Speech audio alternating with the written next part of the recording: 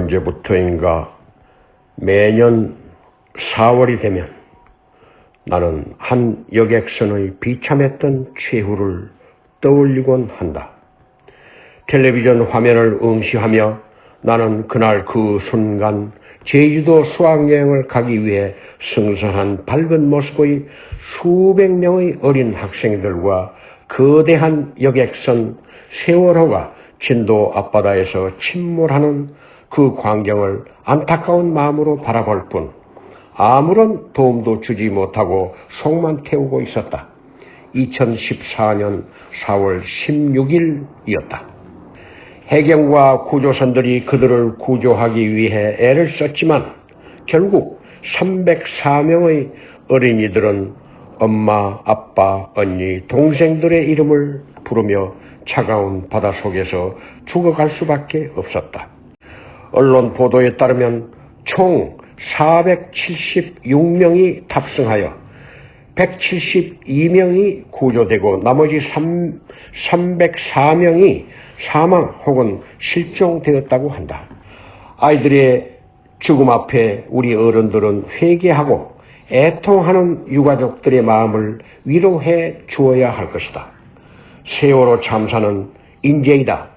1차적 책임은 어린 학생들을 선실에 가둔 채 도망친 선장과 선원들이지만 구조의 난맥상을 보인 정부와 진실을 보도하지 않은 언론에게도 막중한 책임이 있다. 국민들은 모든 것을 밝혀서 책임 있는 모든 사람들이 법의 심판을 받아야 한다고 목소리를 높이고 있다. 특히 국민으로부터 권력을 위임받은 정부, 즉 국가는 재해를 예방하고 그 위험으로부터 국민을 보호해야 한다고 헌법에 명시되어 있다. 물질적 탐욕과 황금 만능주의, 생명의 진정한 가치를 모르는 편법과 탈법, 요행을 바라는 편의주의 관행, 돈만 많이 벌면 된다는 졸부근성, 이 모든 것들이 근본적인 원인이다. 국민의 안전과 자유 그리고 행복의 보장에 소홀했던 정부는 차제에 뼈를 깎는 반성을 해야 하고 모든 기업들과 공무원들의 밀착된 관행대로 뿌리를 뽑아야 한다.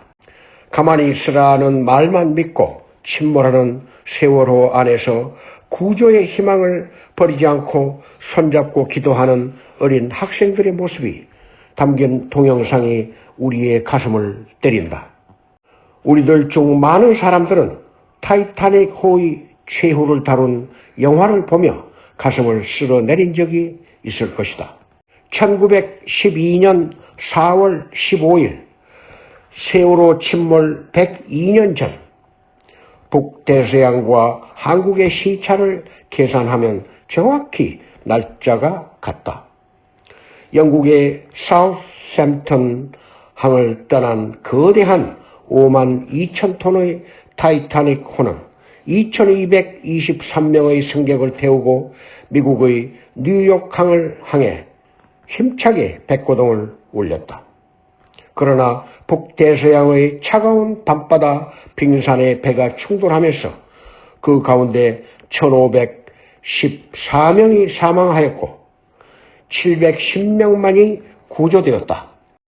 사고 당시 38세였던 2등 항해사 레이틀러는 구조된 승객들을 책임지기 위해 선원 중 유일하게 구조된 승무원이었다. 에드워드 스미스 선장은 배 침몰을 앞두고 여성과 아이들을 먼저 구조하라고 명령했다.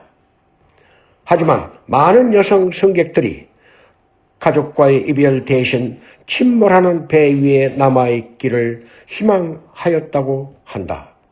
레이틀러는 살아있는 동안 그 밤을 영원히 잊지 못할 것이라고 회고했다. 가족들이 헤어지며 서로 남긴 말은 사랑해가 대부분이었다고 그는 기억한다. 17세기부터 19세기 영국이 해양 제국을 건설할 때 뱃사람들에게 제1원칙이 있었다고 한다. 배가 침몰하면 여자와 아이들을 가장 먼저 탈출시키고 그래도 구명보트 자리가 남으면 남자, 마지막에 선원들이 탈출한다는 원칙이다. 이 원칙을 어기면 그 자리에서 총살했고 선원들은 죽음의 공포를 이기려 침몰하는 갑판에 나란히 서서 노래를 불렀다고 한다. 선원들이 노래를 부르며 승객들을 보낸다는 대목이 우리의 가슴을 울린다. 이 원칙은 1912년 실제 사건을 다룬 영화 타이타닉에 생생히 그려져 있다.